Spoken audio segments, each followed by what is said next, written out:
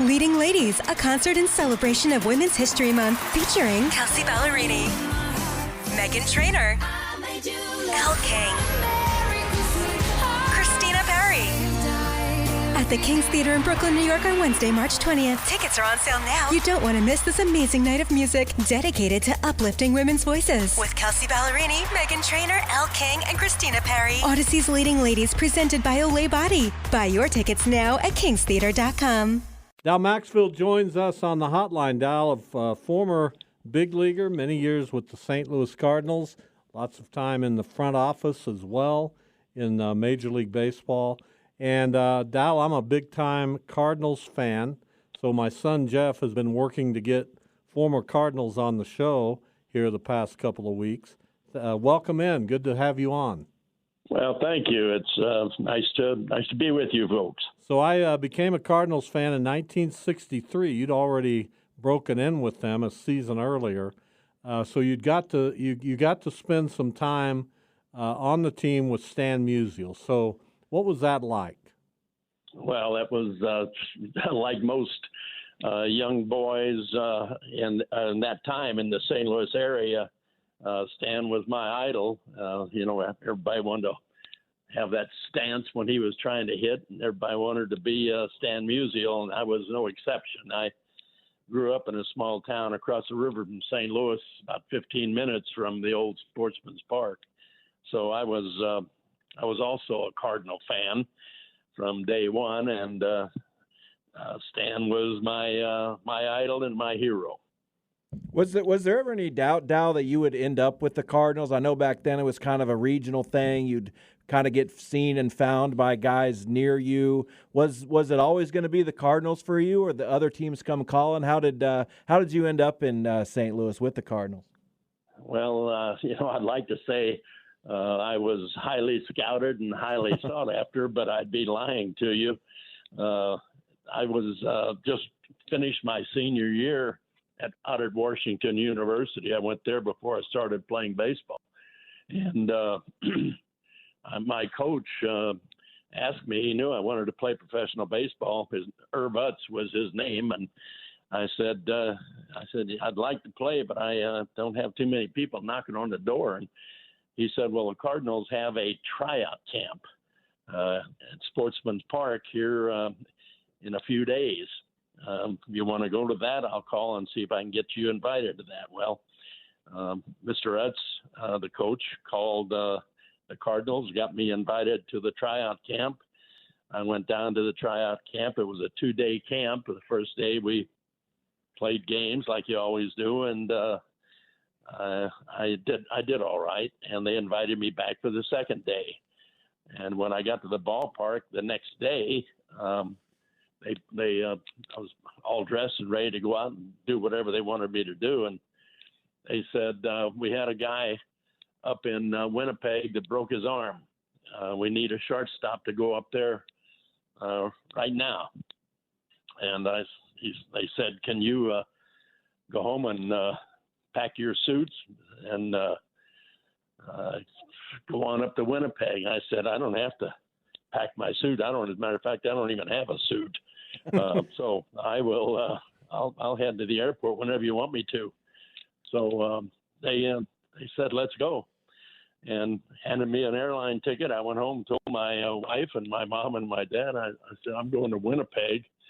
I'll let you know when I get up there, and you can come join me. Talking to my wife, and so I went to Winnipeg and played baseball in the Class C League. It was the Northern League at the time, and got very, very fortunate. Played there and played in a few other places in the minor leagues, and somehow or other ended up with the St. Louis Cardinals. Well, Dal, I got to ask you because I'm Canadian. So how did you enjoy Winnipeg? Loved it. What a great city. It was a little cold up there still in June. That was the only downside to it, but it warmed up in the summer up there. And no, I liked Winnipeg a lot. Matter of fact, my wife was a Canadian girl born in Saskatchewan and moved down to the States when her dad was a bricklayer and moved down to the States to pursue a job. And I met her in high school, and we ended up getting married. And so she joined me in Winnipeg shortly thereafter. Dal Maxvill, our guest, former St. Louis Cardinal, a part of a lot of winning teams in St. Louis, and then also as a front office person with the Oakland Athletics, also a player. So I got to ask you about my formative years were the 60s, especially those years where the Cardinals were winning in 67 and 68. Just such a star-studded team with Gibson and Brock and Flood and McCarver and all the guys you played with. How much does that still stick with you today, and the legacies of those great Cardinals players? Well, I've had a chance to think about that a lot recently with so many of the fellows that you just mentioned passing away. I was saddened when Gibby and Brock died here several years, 3 years, 4 years ago, and then McCarver and Shannon dying here within the last year. And Flood had died earlier in the 90s there, and as had Roger Maris. Roger died. Roger was part of those clubs, as a big part of those clubs in 67, 68, as you know. And so I look at that lineup we had, and it's just myself, Julian Javier, and Orlando Cepeda are still upright and walking, and I certainly miss all those fellows. They were real fine players, very professional bunch, knew their jobs and did their jobs every day, and it showed on the field because we were very successful, as you mentioned before, winning pennants and World Series there in the 60s. You also built a couple teams as general manager that went to the World Series. I'm curious, generally, what was that like to go along with Whitey Herzog and his vision for the team, and what was your relationship like with Whitey? Oh, Whitey was a good guy. I haven't seen him lately. I know he's had a few physical problems, but Whitey and I got along real well. He was a very good manager, a good guy, a lot of fun to be around. And, when it got to be time to play baseball, he only had one rule, be on time. He told the players, be on time, don't be late. And nobody was late, believe me, or they would have caught it big time from Whitey. And, but yeah, he's a good manager, a good fella. I haven't talked to him in some time now because of his physical problems, but he's a good guy. Former Cardinal Dal Maxvill, our guest. So, yeah, I love those 60s teams. I may have loved the 80s teams just as much or more because of the way they played Whitey ball. Could a team play like that in today's game, Dal, and succeed?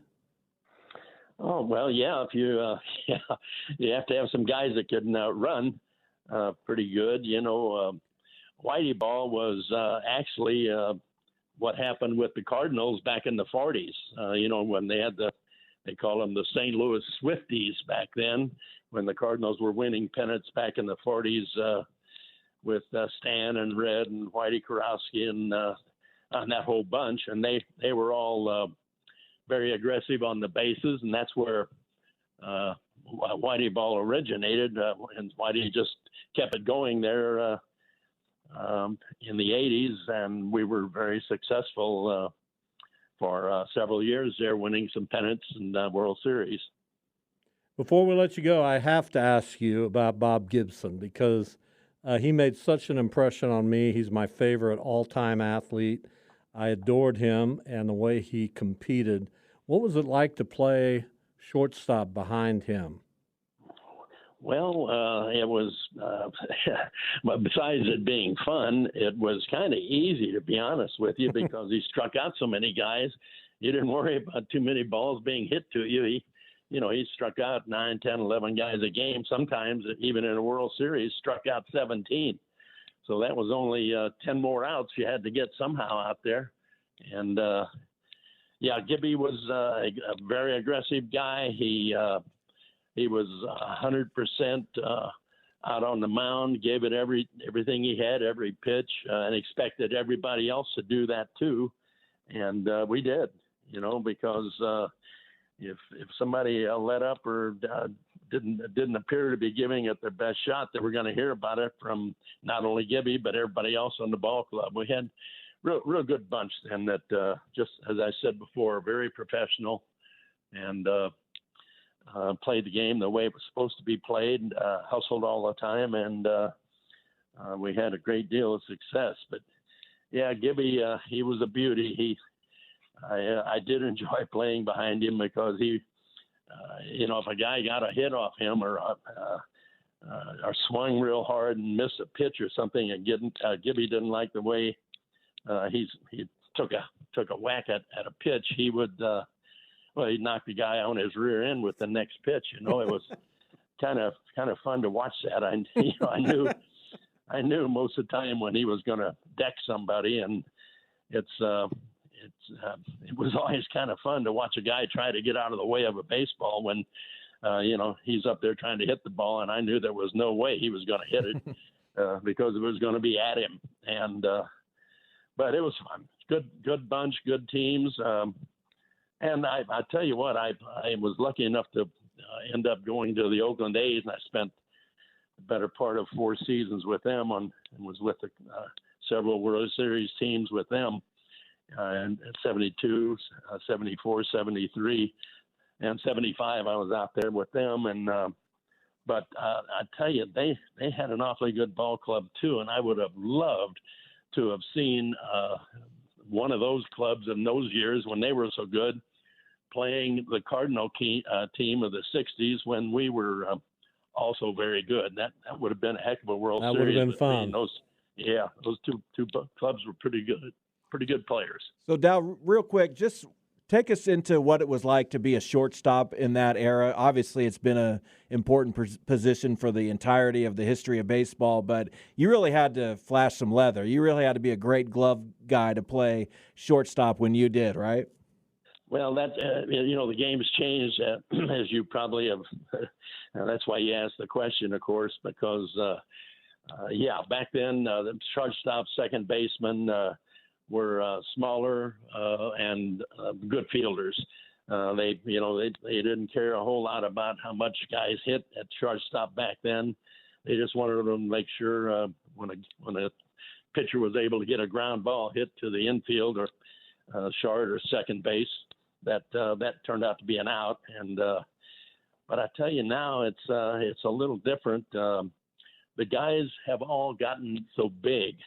Right now you got guys that are 6'3", 6'4". I think there's even one 6'7" shortstop somewhere, 6'7" shortstop, and I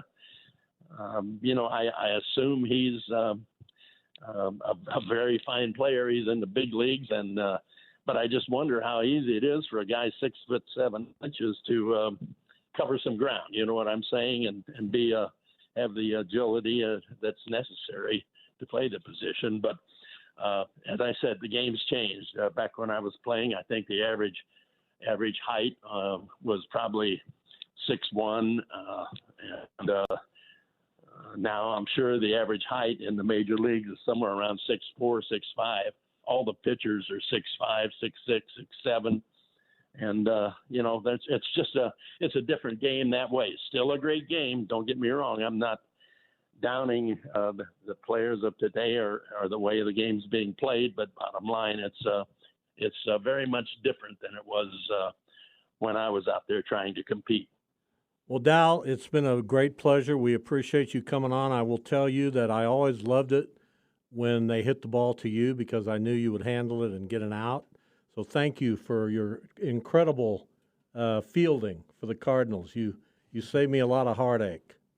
Well, thank you. That's very kind of you, and I enjoyed talking with you. Take care. You folks have a good day. Leading Ladies, a concert in celebration of Women's History Month featuring Kelsey Ballerini, Meghan Trainor, Elle King, Christina Perry. At the King's Theater in Brooklyn, New York on Wednesday, March 20th. Tickets are on sale now. You don't want to miss this amazing night of music dedicated to uplifting women's voices. With Kelsey Ballerini, Meghan Trainor, Elle King, and Christina Perry. Odyssey's Leading Ladies presented by Olay Body. Buy your tickets now at kingstheater.com.